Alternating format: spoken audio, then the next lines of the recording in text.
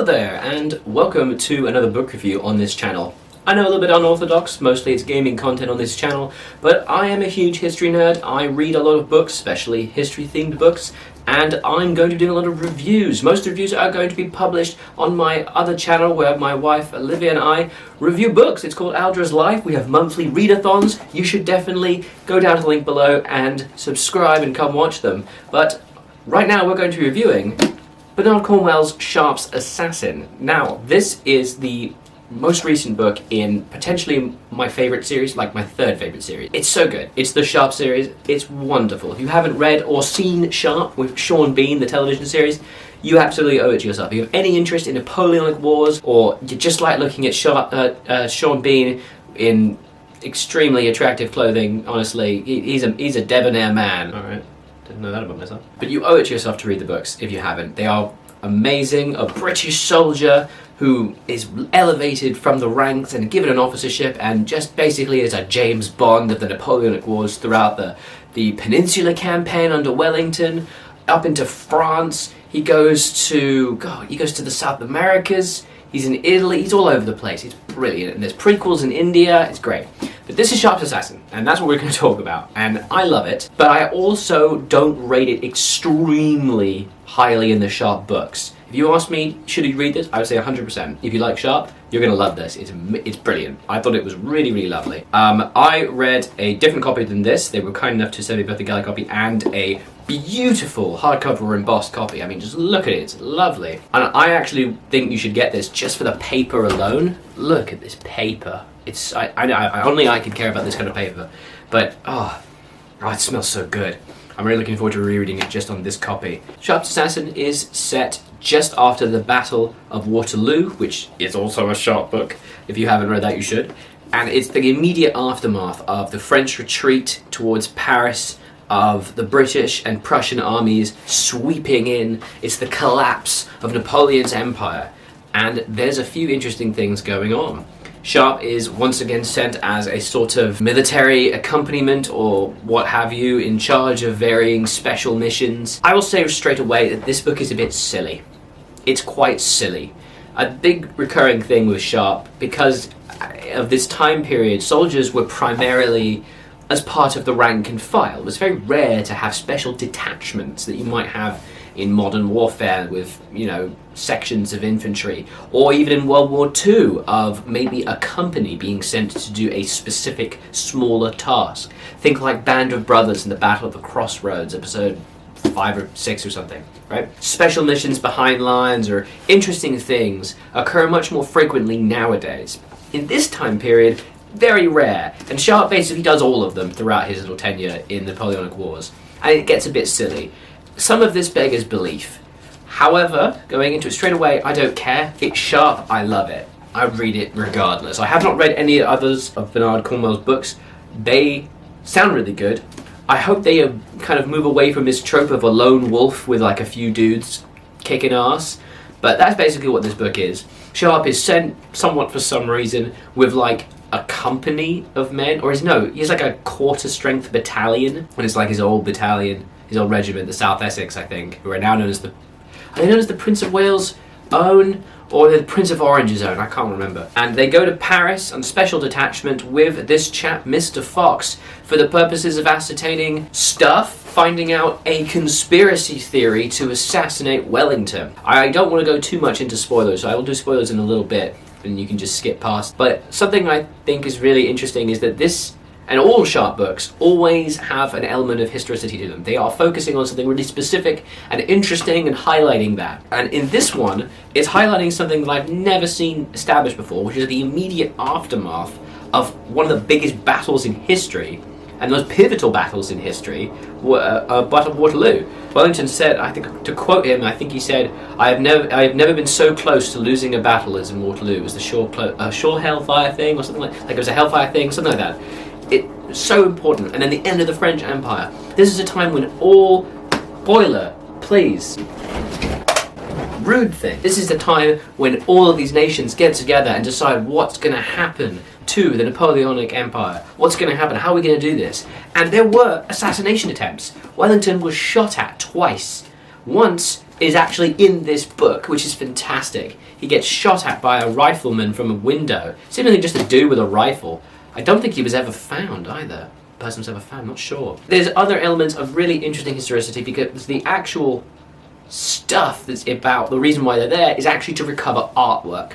They're going to the Louvre, which is actually known as the Napoleon Museum at this point, but it's going to be renamed the Louvre, to reclaim all the artwork that Napoleon has stolen from around the world, around Europe anyway. And this happened. This was a real thing. And a chap did go down there and just climb up, go over to the Louvre and kick everybody out and just start nicking paintings, you know, just be like, no, this belongs to Austria. And that's amazing. And there's loads of little lovely elements of, like, the ladders used to bring down the paintings were lended from a monkey man, like a guy who had, like, you know, organ grinder monkeys who, like, did monkey stuff, and he had ladders, and so they lent the British soldiers ladders, and that's in the book, and that's just brilliant. The conspiracy stuff, it's silly.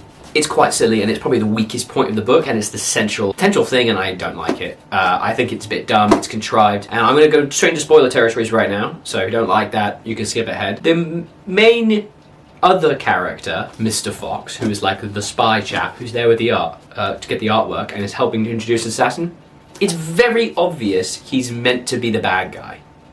Like, I hope I'm not the only person thinking this. It's clearly meant to be him is the secret villain. He is the secret villain. He's, you know, he's sneaky, and it's obvious that he's part of the assassin ring to go assassinate Wellington. It's supposed to be the reveal. And, like, at one point they even get a guy and they kill him. It's horrible. They execute him. But this guy's like a part of the assassin group, and they pin him down and they arrest him, and it looks like, and then they try to attack Sharpe and Fox doesn't get hurt at all, but Sharpe manages to kill everybody, all the bad guys, and then capture him and then burn the house down. Poor people. And then, while they're running back to their little secret base, Fox and that chap have a private conversation in the carriage. And Sharpe even remarks they're talking about something. They're obviously talking about what they're supposed to do now, because they don't expect Sharpe. They expected that Sharpe would get killed and they could just do away with him and carry on their plot. Obviously. But it just doesn't happen. It just falls apart. Fox just disappears. Sharpe wins the day and kills everybody and takes care of all the bad guys. And then Fox is like, oh yeah, whatever, I don't care. Looking at part, riffling through papers, and he just doesn't care, and the character disappears. It's so strange. Unless that's meant to be like a villain that Sharpe didn't get, it makes no sense. The character, like, Cornwell clearly did a rewrite here, where Fox was the original villain, and then changed it to make it a bit more like, oh, there's a guy and they have to fight in a duel at the end. It's dumb. It's dumb. There's a lot of missed potential. But the thing is, it's Sharpe. There is a slight problem, of course, that this is actually I don't want to say a prequel, but this is out of chronology. There is actually already a book set after Sharpe's Waterloo, called Sharpe's Devil, I believe. And it's set 5 years afterwards, 1820, 1821, when Sharpe and Harper, his loyal sergeant, go to the Americas and meet Cochrane and kind of get involved in that kind of like falling apart of the Spanish Empire and the revolutions therein that led to the creation of the South American republics. And he even gets to meet Napoleon. It's been a while since I read it. I really like that. So the problem is that there is no tension in this book. It's a similar problem with all prequels, and a similar problem I thought with Sharpe's Tiger, and everything that happened had to be predetermined, because Sharpe's Tiger is set several years before the first Sharpe book, so we know he's fine. We know everything about him. We know all the conclusions to everything. It's kind of like a paint by numbers. And this is the same problem. There's lots of these constant risks of them dying, and Sharpe has a few bits where he's like genuinely certain he's about to be shot, and he's just like marching forward like, I'm gonna die. Oh dear, this is bad. We know he doesn't. So there's no tension. I much prefer it, the knowledge that Sharpe could get killed off at any point. I want that. I want Sharpe to die, possibly, you know? But we now know he doesn't. We know he dies quite... In fact, and also a different series, the Starbuck Chronicles by Bernard Cornwell. Again, I haven't read it yet, I do want to. Sharpe's son is a minor character, and he mentions him having lived till around 60, I think. So, the tension is gone. It's a shame. But it's still Sharpe. It's still very good. It's still enjoyable. It's still written quite beautifully. I think it's maybe not as brilliant as some of the other texts that Cornwell's written, and I think it feels a bit like I've got to write a Sharpe book. That's what it feels like to me. It feels like he's been told, or maybe he was offered an extremely large amount of money, that he must write another Sharpe book. And I don't begrudge that, because get your money, King, alright? Why not? And frankly, more Sharpe is good to me. Like, if they announced that they were going to reboot, no, they were going to not reboot, but they were going to make more Sharpe episodes. Actually, I would love that if they would make Sharpe's Devil. That would be like, mwah, brilliant. If they decided they wanted to do that, and it was not very good, I'd still be like, yeah, great. Gimme. Because Sharpe TV series is very campy. It's quite deliberately sometimes a bit much and a bit silly. You know, him standing over the glacis of a fort. I'm not trying to put my leg up on the bin here.